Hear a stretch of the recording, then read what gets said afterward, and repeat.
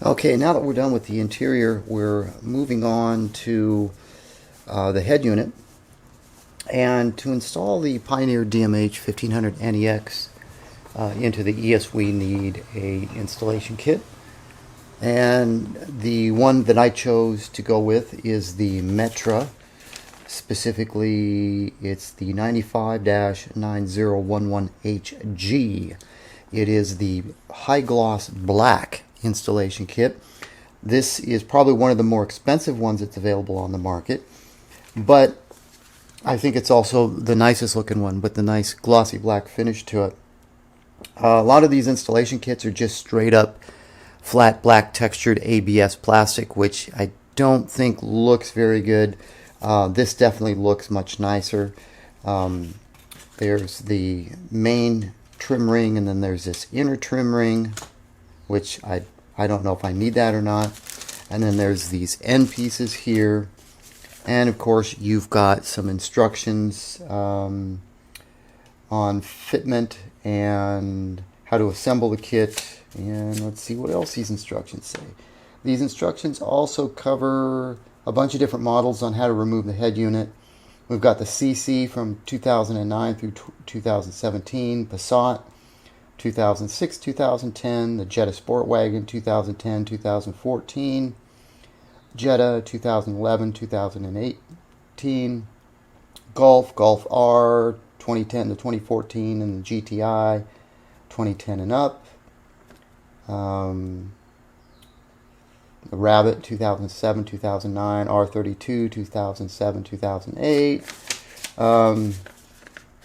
EOS 2007, 2016, Tiguan 2009, 2017, Beetle 2012 to 2019, and so on. So a versatile kit usable in most Volkswagens.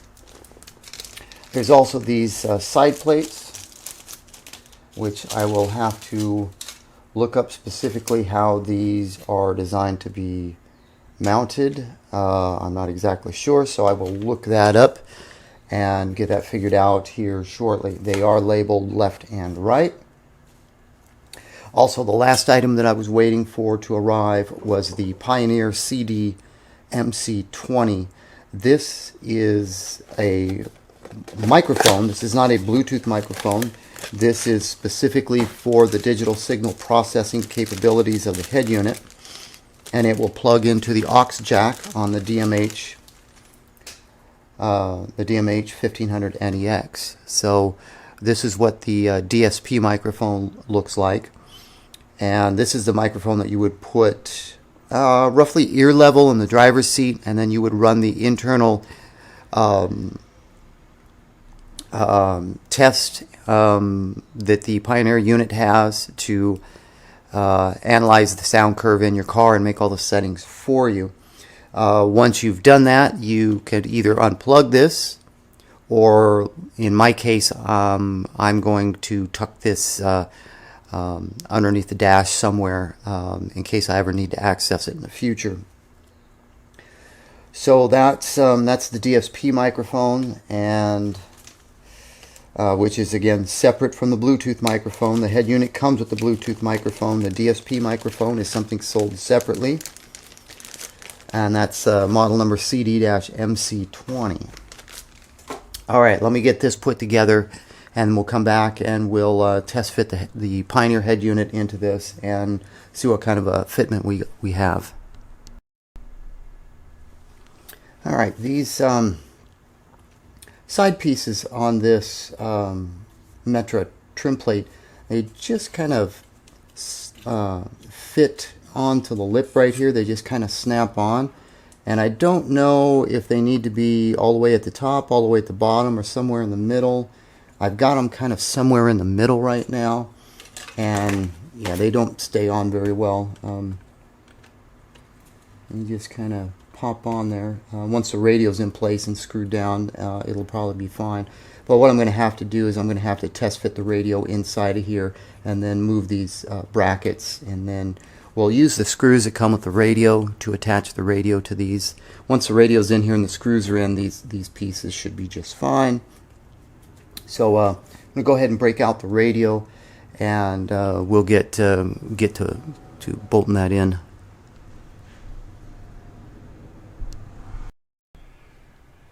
Okay, I found that sliding the Pioneer into the mounting bracket and then snapping in the trim ring allows you to get the radio level. And what I did was I basically used my finger to make sure the bezel of the radio was flush with this inner bezel. And then you use the flat-headed screws, or the screws that have the flat base on them. The radio comes with two different types of screws. These are more of an hourglass type of neck on them. You don't want to use those, not with this kit at least.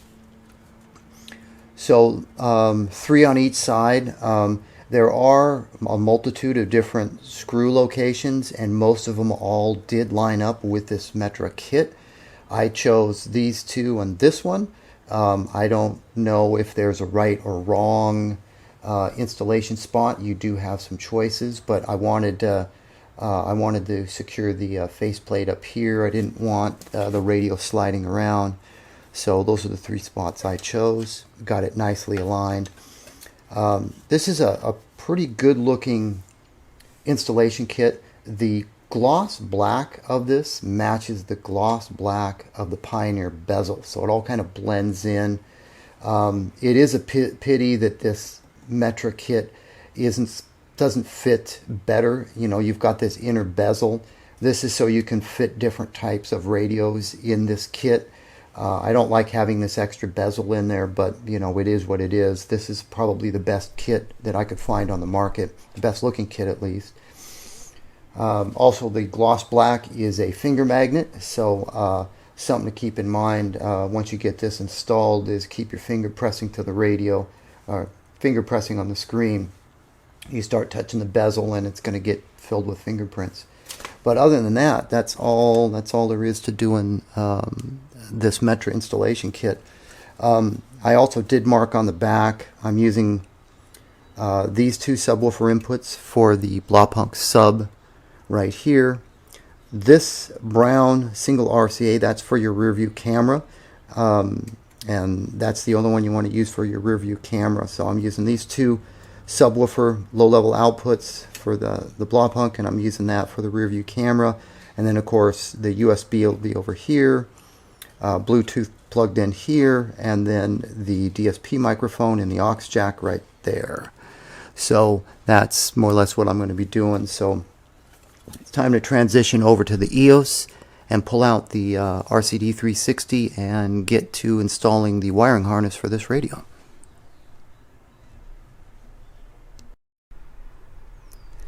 Okay, as for removing your factory radio, or in my case the RCD 360, it's best to have a plastic pry tool.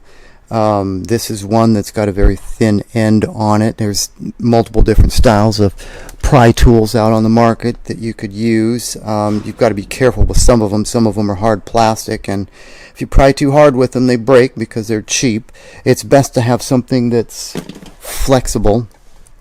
The thinner the better in this case, because you're going to be getting this in between your dash and your trim panel, and you're just going to be prying up until it pops loose, and just go all the way around the radio until it all pops out. Now mine's a little bit tight because I have it wrapped with carbon fiber, and I've got the carbon fiber wrapped all the way around on the inside as well as the outside, so it fits a little bit tighter than yours probably does. And loosen it up all the way around, and then you can get in here with your fingers. You've got this section right here. You just want to be real careful. You just don't want to force this and snap off any of the tabs or break the bezel itself. So there's some tabs in here and here. I need both hands for that. I can't hold the camera and do it, but you can basically see that it's fairly simple to get this off. So I need both hands, so I'm going to get to it and we'll come back. Okay, I just needed both my hands, and did a little bit of prying right here between the radio and the bezel just to pop out those tabs right there so I could remove it. Just be extra careful. You know, these older cars, the plastics get brittle after a period of time, so you definitely don't want to break your trim ring. To remove your factory radio at this stage, you'll need a T20 Torx, and there's a screw here, here, here, and here, and your radio will slide out and you can disconnect it from your factory wiring harness. So again, I need both hands for that, so I'm going to remove these screws, pull the radio out, and disconnect the harness that is behind the dash. Okay, once you pull your radio out, you'll have, on the EOS, you'll have two antenna connectors that you need to pop off the back of your radio. This is for the EOS. And then you have your main wiring harness right here. There's a little lever back here. If you pull that up, this will slide right off. And that's all there is to it. So in my case, the wiring that I ran previously down the driver's side needs to be routed up into this area. I need to route the ODB2 cable from this area underneath the dash. I need to bring the RCA cables and turn-on leads and the backup camera signal cable up into this area. And then I need to bring the factory Volkswagen Bluetooth microphone cabling, which is underneath the dash still, up into this area. And then the DSP microphone I need to bring from this area down, and probably underneath, I'll store it underneath here, and when I need it I can just pull it out and use it and then stick it back in there. So I've got to get to that and see if there's an easy way for me to get the wiring that's underneath my steering column up into this dash area.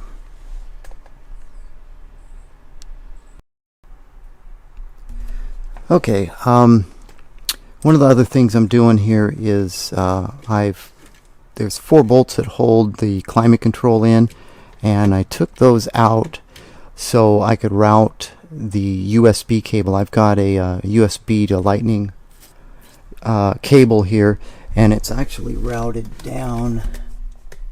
You can see here the lighting's not that great, but I've got it down here in between the center console and the dash, and routed it up into where the radio goes. This will allow me to get this cable right about there where my phone holder is.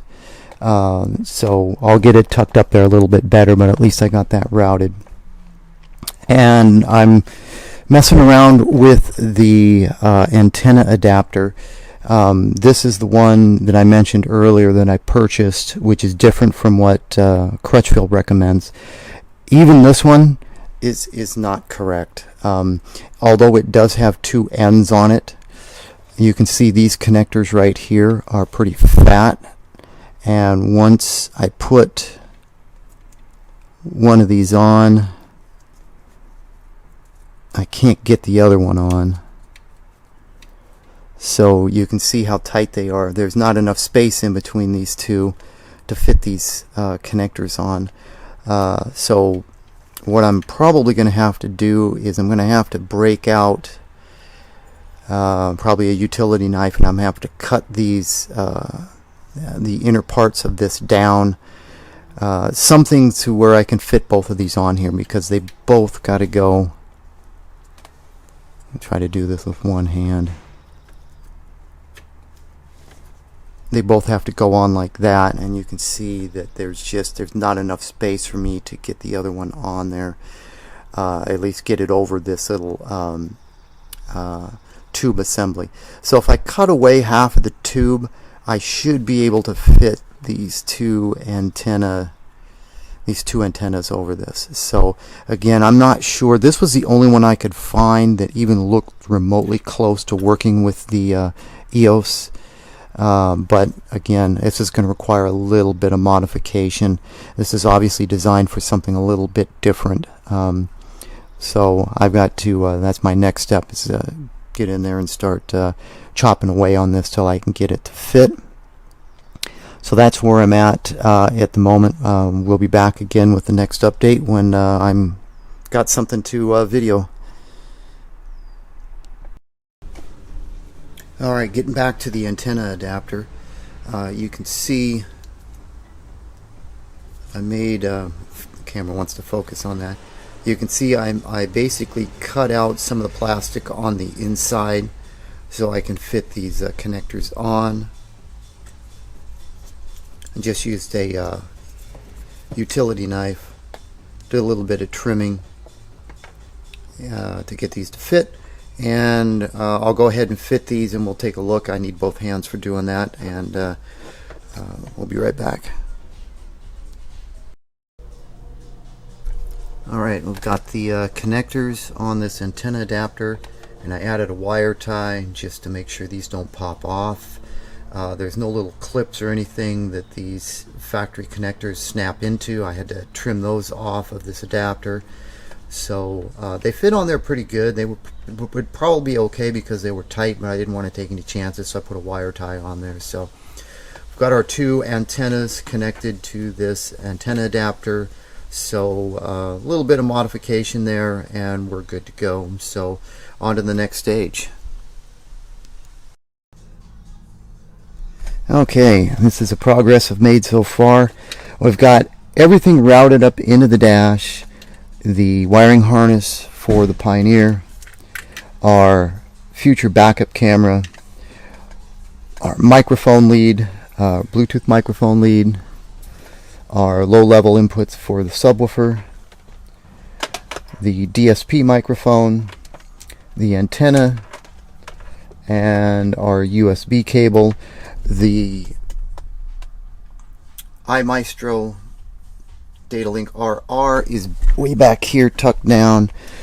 Fortunately, this dash area, compared to some cars that I've worked on, this dash area is very roomy. By pulling out the climate control, I can get my hand down here and I can help feed wires down into this area. There's a lot of space back there to put wires. I've got the iMaestro all the way back there, and of course I have extra length of RCA cable that's all tied up, which all needs to be fed down into this area so the doubled-in Pioneer can slide back in there and bolt into place. So we're almost done here. I need to actually hook the radio up and do a test and make sure that this microphone is working correctly.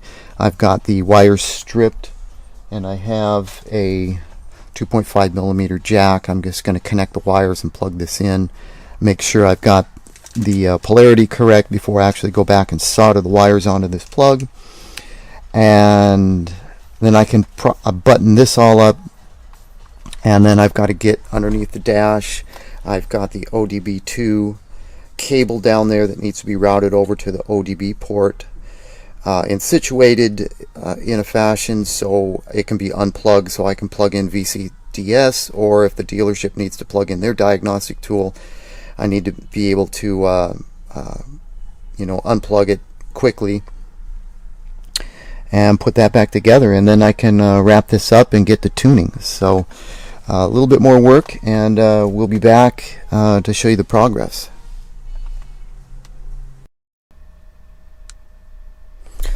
Okay, I've got everything wired up. I've got the unit mounted, had plenty of space behind the radio for the iMaestro and the wiring harness. Got the ODB2 cable routed over and plugged into the ODB2 port. That cable was almost not long enough, but it did work. It would have been nice if it was, had another 6 to 12 inches on it. I'd rather have extra wiring that I have to tie up than not enough. The steering wheel controls are working. We've got gauge display. We've got vehicle information. This would be tire monitoring and door ajar. My trunk is ajar, that's why it's in green. I thought because I have climatic I thought I would get climatic controls on this radio, but those are grayed out. So that might be a feature that's only available on Mark 6 Volkswagens. It may not be available on the Mark 5s with the climatic, or I might need to update something. I don't know. I'll have to investigate that, but it's definitely not there. And then, of course, we've got the parking assist display. I haven't tested any of this stuff because I haven't really started the car yet or put it in reverse. Just kind of went through some of the settings and made sure everything was set appropriately. And then, of course, there's the rear view camera display, which I don't have installed, but it is wired up. So that's what we got for the gauges. At this point, I've got to put this back together and do a little bit more testing. I don't actually have the user guide for this head unit in front of me, so I still need to go through some of the functions on it, but that's what it's looking like so far. I've got the underside of the dash put back together. The side panel down here is not put back together because I've got the DSP microphone hanging loose because I have not done an analysis of the sound. That's still something I need to do, and refit the trim piece again. So got a little bit more work to do, and we'll be back when I get a little bit further.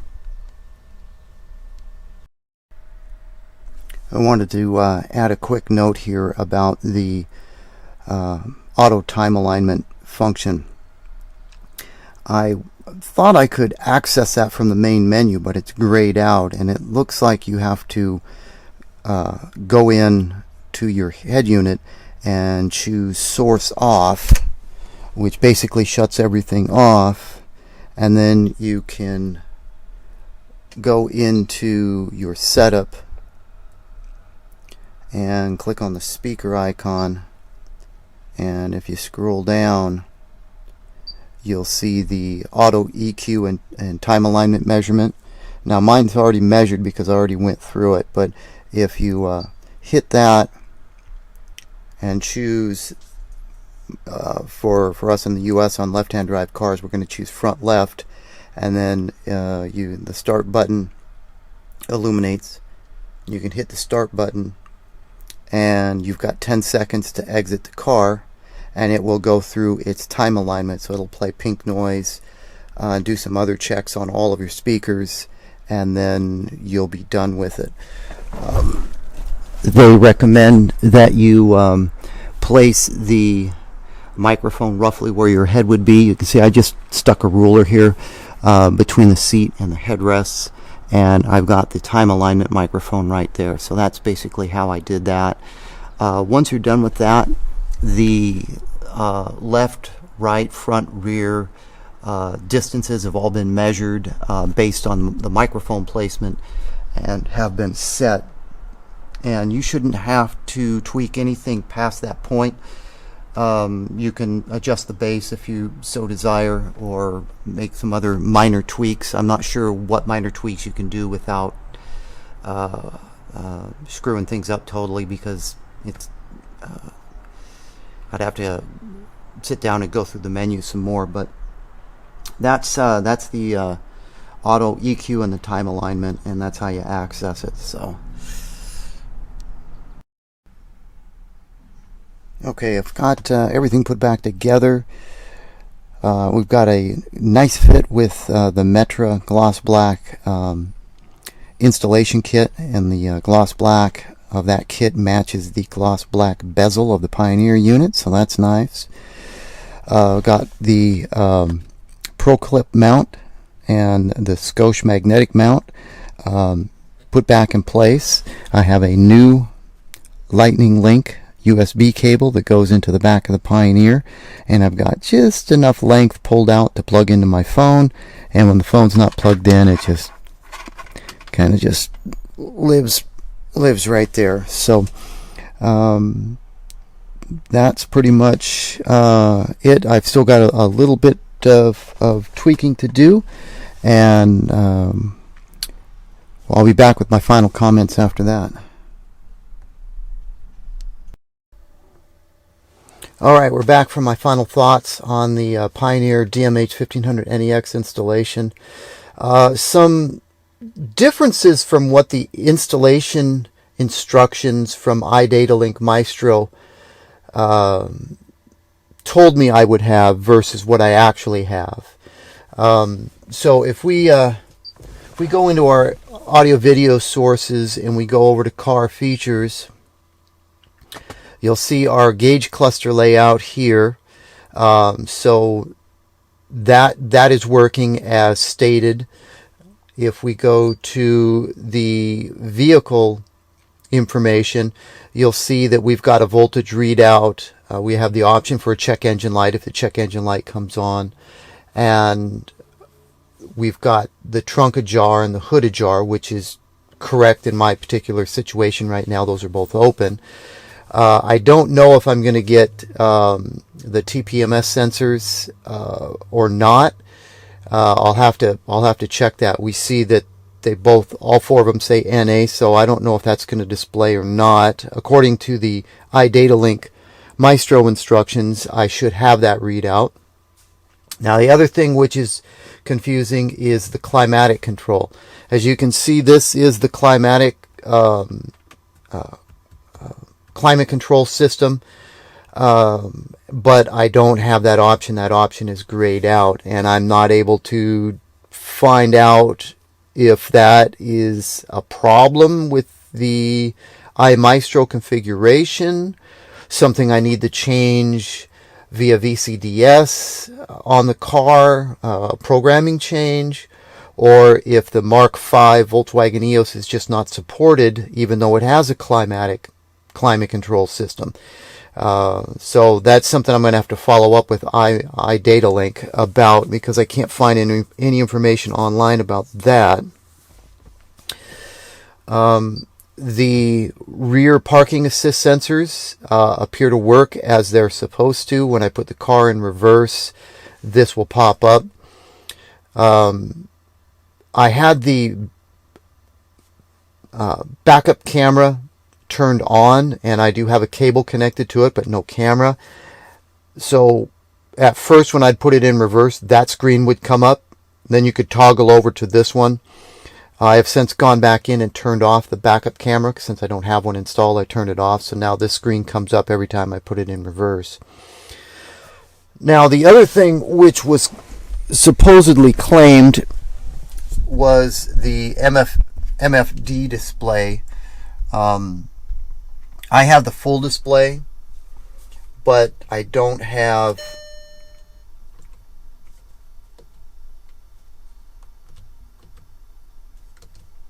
an audio screen. According to the Idatalink, this is the MFD Plus, the Multifunctional Display Plus. This is the top of the line display for 2008. I don't have an audio screen here, according to Idatalink. Where are we at? Sorry, holding the camera and pressing buttons at the same time, I get confused. I don't have an audio screen here, and according to Idatalink, I should have an audio screen. And because I don't have an audio screen, what ends up happening with these buttons, let's see where we at with our buttons.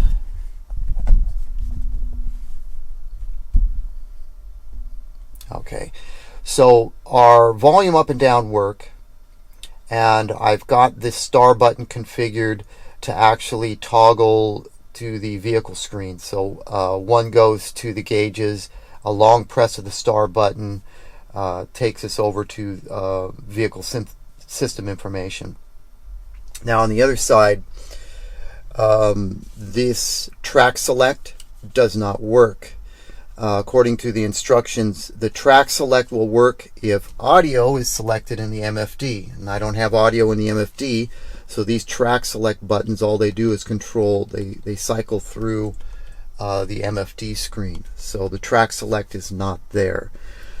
So Idatalink Maestro claims, of course I printed out specific instructions for this car, this 2008 Volkswagen EOS, and Idatalink says I should have this and this and this and this, and I don't. So that's something I'm going to have to follow up with them to find out what exactly is going on. It could be that their instructions are just wrong,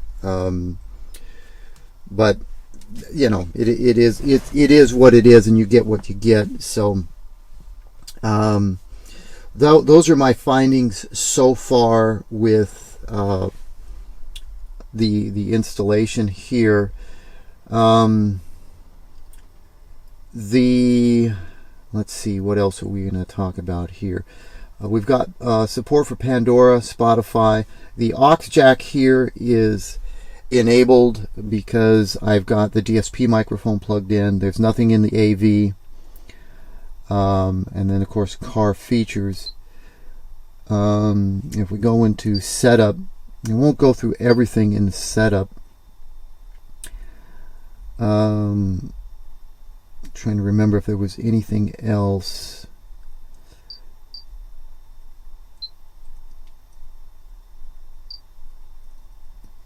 Bluetooth. So the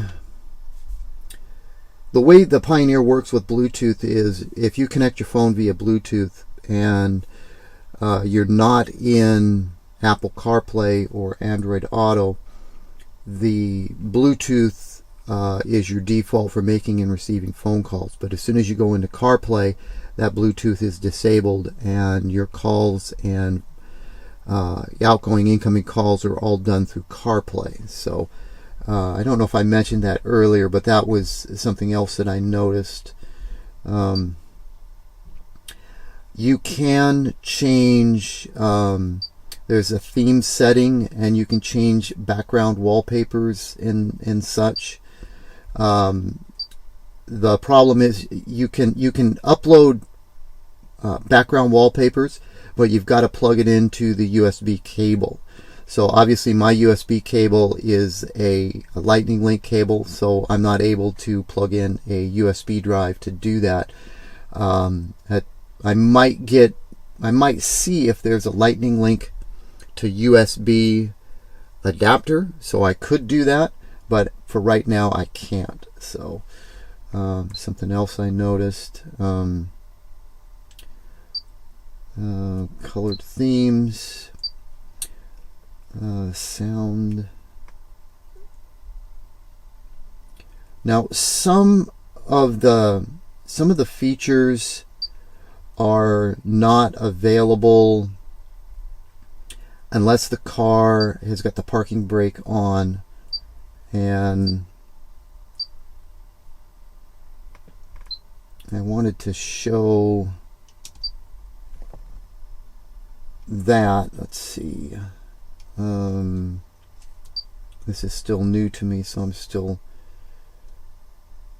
trying to navigate the menus here. CarPlay.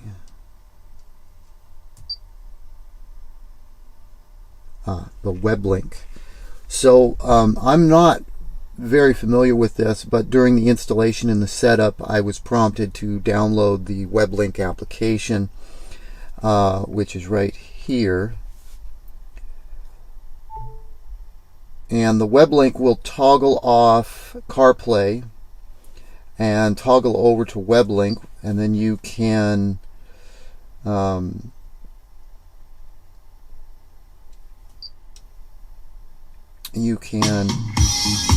no, I'm gonna watch playing music here. I'll get a content strike.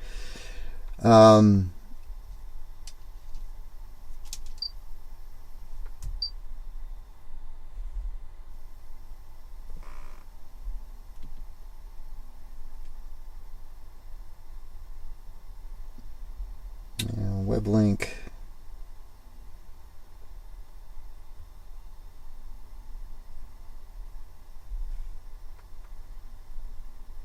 And it's going through some download process right now. This is recently installed, and I did run it once and I did test it, so it was working. Okay, so front seat video. Okay, so the other thing I found out, you've got to, if the parking brake is applied, you've got to take it off and then put it back on.